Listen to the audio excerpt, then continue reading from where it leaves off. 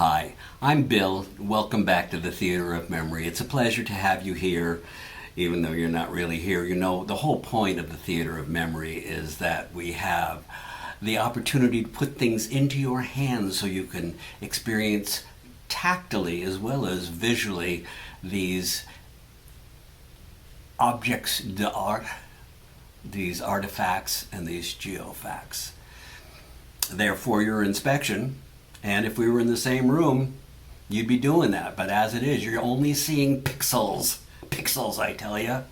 Just pixels, just pictures of things that are written for you in light. That's magic enough, so we will proceed. This time, I think the name of the episode is Treasures, Major and Minor. Now, let's start off with the Einsteinian understanding that everything is relative. What is a major treasure to me would not be to the Smithsonian or the Met. The Theater of Memory deals in what is called New Cultural History, where it's not just kings and emperors and queens who are important, but common people. So the artifacts that I will show you today and the documents that I will show you today are done by and for common people.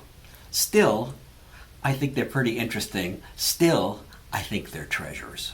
So, let's begin, shall we? I was fortunate enough to come across this at auction, and you will see it up close, but this is a little collection from a lady's toilette in Rome, maybe 1800 years ago, okay?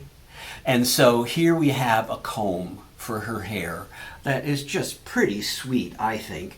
It is just the kind of embellishment where it's still shiny bronze that would be just what you need to go out and feel your best. Before you go, you would of course use these bronze tweezers, which would be part of your weaponry there on the cosmetics table, and you would probably take something from this little glass vial created for lotions and potions. And I'm guessing it would either be some sort of oil or a little perfume. I love these. They are just redolent of a time 1800, let's say almost 2,000 years ago, when somebody not unlike ourselves would sit down at the makeup table and start her day. So imagine my thrill to get something like that from 2,000 years before that. How can that be, you ask?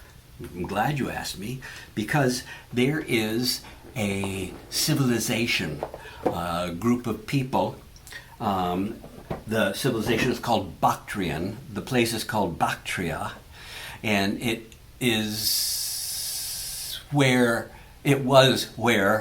Uzbekistan, Turkmenistan, Afghanistan, the stands right there were Bactria at one time.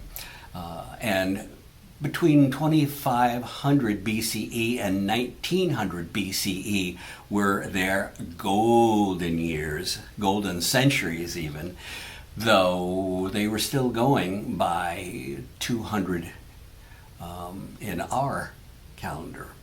So anyway, here is something that I think is splendid. Here is a bronze applicator. Well, actually, this is the reservoir. This is the applicator. And you will see here, and I will show you a close-up of some, is it a fox? For a foxy lady? Who knows? But this is the applicator that she would have used to apply kohl to her eyes to make her more attractive. And makes me realize I forgot to put any on my eyes today. So you'll just have to take me as I am. But she would also have had this little stone bottle for her lotions and potions. I'm guessing it's a perfume bottle because it is so small and you need so little perfume, you know. It's like a little salt on your food. You don't need the ocean, you know. Well, it's the same with perfume. And I know places in Northern California that they can say, oh yes, old marijuana money. Up there they have signs on the doors of the restaurants saying, no patchouli. So just a little bit of whatever would have made her feel more attractive, and she might actually have been more attractive for that. So those are old pieces, and the idea that they are from, 4,000 years ago is pretty remarkable when you think that they came into the hands of the theater of memory. And I think it's just fine, and I'm thrilled by it. Are they major treasures? Yeah, to me they are, as again, to the Met, maybe not. I never bid against Malcolm Forbes for anything. This stuff would be gold if it were owned by people of wealth and privilege and prestige. But it was people. So, another thing that I like is that I was able to come across this flying scarab. You see a lot of scarabs, you don't see a lot of them flying, but that's part of their magic. But according to the lore of ancient Egypt, the real magic is that these little animals roll around a ball of dung within which is the quickening germ of life that will produce another round, another lifetime. And so it was thought to be a pretty cool metaphor for the human condition, if you don't mind being considered a ball of dung. And I just as soon not be, but it's just a metaphor. Don't worry about it. The thing was, I was always amazed at the color. How can they do that? But the truth is that I found this in my drawer just recently, and who is it that puts bugs in their drawer and forgets about it? Me. And but the color of it is just even more striking than the turquoise faience that is associated with ancient Egyptian funerary artifacts. If we're talking about funerary artifacts from ancient Egypt, I have to bring these out because they are absolutely spectacular. But wait, you say, they're just tiny things. Yes, they are, but look at them. These are funerary amulets from the 18th dynasty. 18th, not first, not third, not fifth, but 18th dynasty, which is 1550 BCE to 1292 BCE. So a good 3,500 years ago. And what we're looking at is a variety of miniature amulets. The beige is a faience water jug. The blue turquoise glazed amulet is of the god Ptychos, who is a dwarf god, and he's expected to have come up from sub-Saharan Africa with workers, also called slaves, and people who migrated to the great cities. And there's a carnelian Ujet eye, an eye of Horus, which is a protective amulet. But the real treasure in this is an orange glass poppy amulet. Good, no doubt, for what ailed you in this life or the next. But the thing is that this poppy bottle is made of glass. And this is early glass at 1550 BCE. Glass and the silica that makes it had been part of the clay that made these ancient artifacts in the Neolithic. When they could make things in clay, the silica in it would migrate to the surface and create a glaze. But it wasn't for 600 years, I'm told, that the glaze could stand on itself. And this little poppy bottle is one of those examples of something spectacular. Okay. Minor treasure, major treasure. Anybody else? Probably minor. For me, big deal. It's a treasure. And it was gotten from a very reputable auction house in England, which makes me pretty confident that it is what it purports to be. Speaking of funerary things, let me talk you through this next story that is from the Han Dynasty, which I think is 200 BCE to 200 in our Common Era. And I saw this online, and it's an owl, and I said, oh, nice owl, man. And even online, it looked to have the right mineral incrustations and everything like that. So I went ahead, because it was not that expensive, and bought it. And I bought it from a place in Wuhan, just as they were closing it down because of the plague. And so it was months before this guy could get to the post office, and then it was months in getting to me. So I had to wait 6 months to get here. When it got here, I looked at it and thought, wow, this is the top to a jar. And then I thought, wow, I haven't seen the jar, but this is the top to a jar. Then I looked online and put in jar top, funerary jar top. And so this one is from 1,000 years after this one in the Song Dynasty, which is about 1,000 years ago. And it is got a kind of a creamy glaze on it, but it is a Boyd. And this Boyd was the jar top too. And what they call these jars are hunping. Hunping means soul jar or soul vase. And so the idea was at the time that the deceased would be in the tomb with these pieces, and the pieces would be filled with fruit for his journey or her journey. And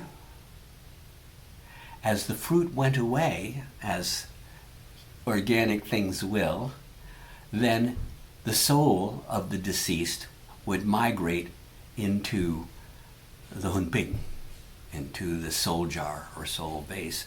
And I had seen them called soul jar, I had seen them called soul vase, but imagine my surprise when there were some soul vases not named as soul vases, but funerary pieces from the Song Dynasty, late Song, early Yuan, Y-U-A-N, and that is, read that as the Mongol invasion. The Khans came down and took over China. Did not change the culture that much, a little bit, but I mean, Chinese culture was so beautiful and important at the time that they chose not to inflict much on them except in matters of fashion and government. And so these have all kinds of, funerary figures, protectors, ghosts, I don't know what all. The pantheon here's a mouse, the pantheon of funeral guys, guys is a technical term that we paleontologists use. There's dragons, and I do not know who is doing what here. The dragons are for protection usually. And a lot of the figures in funerary animals have to do with astrology. Not the astrology we know, but the astrology of the Chinese, which is thousands of years old. So anyway, see, there's a dragon right there. Okay. So these pieces were from about 1,000 years ago, maybe a little less than that. And the woman who sold them to me said she's pretty sure they're real because she bought them from one of the experts on the Antiques Roadshow. I thought, okay, that's good enough for me. You know, they care about their reputation. And so, for not very much money at all, I was able to get this pair of Hunping funerary vases from about 1,000 years ago. A treasure? Heck yeah. Yeah. How lucky do I get sometimes, you know, to be able to be on the beam thinking about a certain thing and all of a sudden one of them comes up for sale that is too hard to pass up, you know. This went for $129. She said, I'm amazed that, you know, these things aren't worth more than that, but, you know, that's what they went for. I had $129 there at the Hammer and I won it. But then last week I saw them in either a Christie's catalog or someplace for $2,250. So I thought, what a good boy am I. So, one more thing before I leave the funerary Chinese, and that is a pair of these foo dogs, sometimes called lions, but they're generally considered to be foo dogs. And I'll put these down so you can look at them because they are from the Tang Dynasty. They have this very characteristic glaze. These colors are so much of the Tang Dynasty, and you can see underneath that there's good mineral incrustation. And so that means that chances are they're probably old. And so I am thrilled to have them, not just because they are from, the math is so hard. The Tang is between like 700 and 900 in our reckoning, and different years in their reckoning, but 700 and 900, and a very advanced culture to the point where they have a sense of humor even about their deities. Maybe not so much the deities, but the guardians of the temple here. One is biting his foot and the other is scratching his ear, and you can see it closer with the close-up. But the chance of getting that, now you take the chance when you buy something online that it may not be real in spite of the what the people say, but on eBay, you actually have a chance to send it back if you don't like it, and if they don't take it back, eBay will give you your money back. So that's pretty cool. One more that I forgot. So I'm searching all this stuff and trying to learn about it, and what happens is I realize I have one of these, and something came up recently that was from the Han Dynasty. What do you say, granary? Where you keep grain? So this is from 2,000 years ago, and it is a jar that has been broken and repaired. I don't care. It's still here. I started collecting just little fragments of really ancient pottery. So to have something that's broken and put all back together, I say, cool. The treasure? Yeah. I mean, it's not the kind of huge treasure that some people would steal, but it is something that's special to me. Let me show you something that's even more special.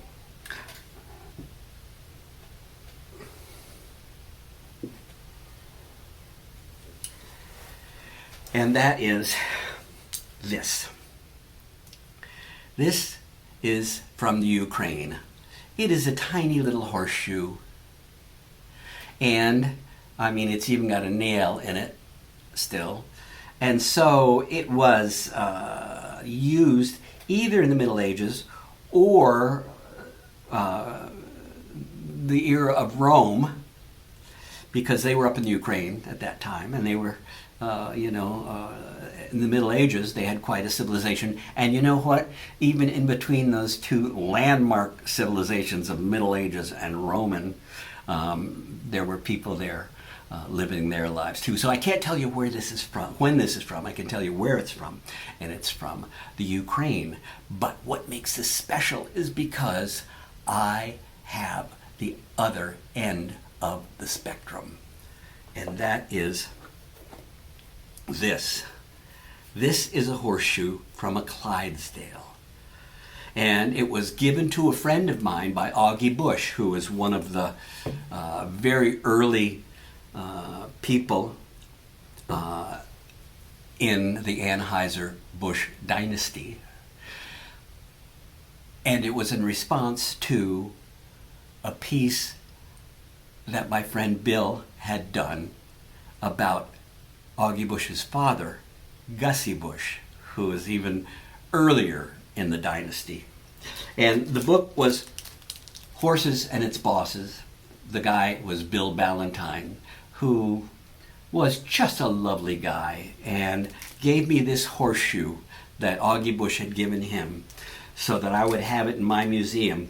And so this is Horses and Their Bosses by Bill Ballantyne. Now, he was a clown for Ringling, and he fell in love with the center ring show girl, whose name was Roberta Light, and they married, and they left the circus after being on the front page of every paper in the world, practically, because the clown married the show girl, and it was good press, and they left so as not to try to raise a family on the road. It's a hard life.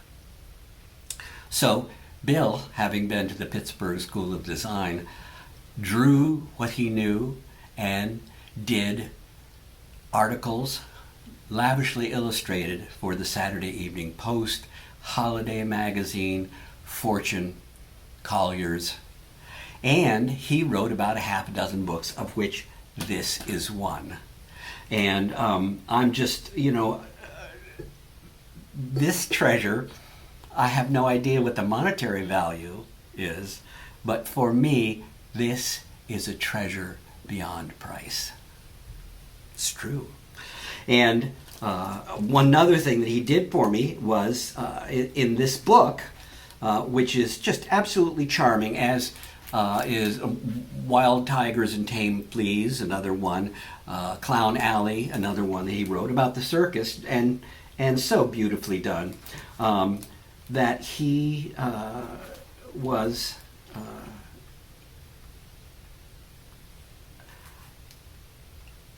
a very wry observer and had a good way with words. And so here it is. He's been gone for maybe 6 or 7 years now. And embarrassingly, I admit to you that I've just picked up his books and started reading them, and it's like having him in the room. Hearing his stories are just wonderful. One of the things that he did for me too was to show me these horseshoes as one of his illustrations. And so I realized, whoa, there are more horseshoes than I know of. And so now the Theater of Memory has a really pretty splendid collection of horseshoes from Rome and the Middle Ages and the 19th century and the 20th century. And there are some odd ones in there, but it's pretty interesting. One of my favorite parts of the collection, though, is that there was a ford at a river in the Ukraine that was so muddy that it would sometimes suck the horseshoes off the horse's hooves. Now recently found with a metal detector, the village is gone, the ford is gone, and the river is gone. It's all gone except these horseshoes. But still the treasure is this one. That's the treasure. Another piece I have, you see here, is a snuff bottle. Another friend of mine has not only shown that he knows my tastes, but educated my tastes.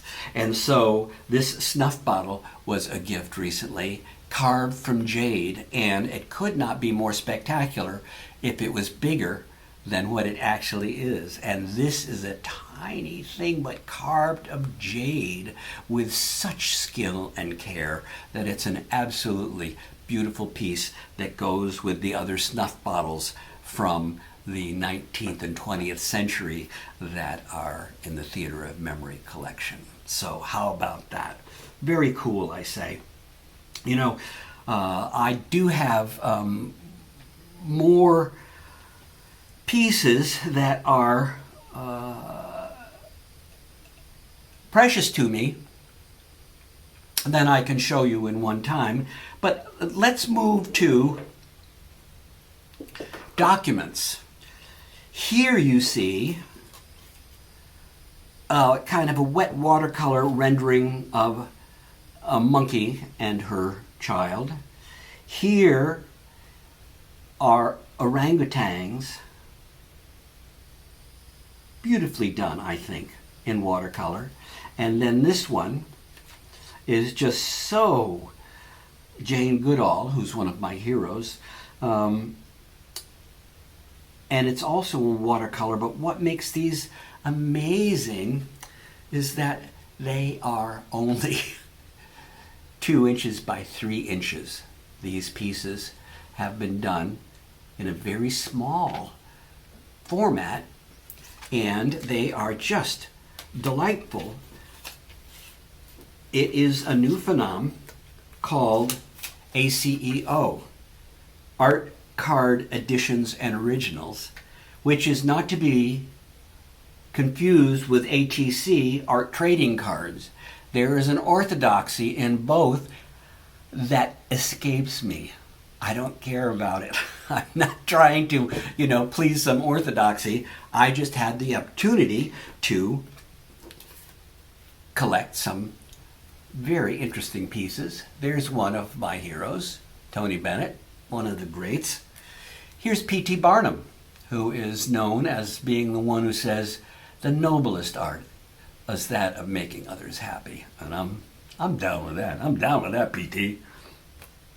Here's one that I just love because it is a picture of Langston Hughes, who was a writer and poet, just pretty much almost responsible for the Harlem Renaissance. At least he was the voice of the Harlem Renaissance, who I think was probably the first black man to get his degrees from Columbia, and really prefigured some of the poetry and the discussion that's going on right now in America that hasn't changed that much since the 20s and 30s, much to my surprise and dismay. We're having a conversation now that he was having all those years ago. So how about one more of Chinese origin that I just adore, and that would be this one. Hello, my name is, and underneath some Chinese characters, unintelligible to me, but still very fun and part of the story. Here's one that I just found the other day in a book, and it is an Edward Gorey piece, a card that's Innocence on the bicycle of propriety, carrying the urn of reputation safely over the abyss of indiscretion. Not everybody can do that, But what makes it fun is that Edward Gorey has signed it for Mary Lou, who was my mom. So Edward Gorey, who is, the artist of the goth movement. Is that too much? No, I don't think so. I think that's probably true. Has done this piece, and on the back, it's my brother has written a little note to my mom, because Bruce was working at the Gotham Book Mart at 47th Street in the Diamond District under the sign that said "Wise Men Fish Here." And it was, Henry Miller and Hemingway and James Joyce and all those people back that were not supported, but, sometimes supported and promoted by Francis Steloff, who was the founder of the bookstore called the Gotham Book Mart. So Edward Gorey was one of the stars when my brother was working there. I think what's interesting is that different things are valuable to different people. One of the things that I won't show you because I'd have to pull it out. I have two grandmothers who were kind enough to write me letters or leave their paperwork for me to go through. So I have nothing in my grandfather's hand, but my two grandmothers, I have stuff in their hands. And I just want to say this: if you are in a line where there are people who are descendants or great friends, there are moments, not things, but moments that are beyond price. And if you can recall one of those and condense it into a page and write it in your own hand, believe me, it will be priceless to somebody in the future. There will be someone. So, just talking about relative values here, I'm not competing with the Met, but I recognize that it is human empathy rather than the lust for possession that makes collecting really great. And I look forward to the opportunity to have you in the same room so that you can pick these up, get them close to your face, and say, yeah, but what about? Because I always enjoy that interaction with you. Thanks so much. We'll see you next time at the Theater of Memory.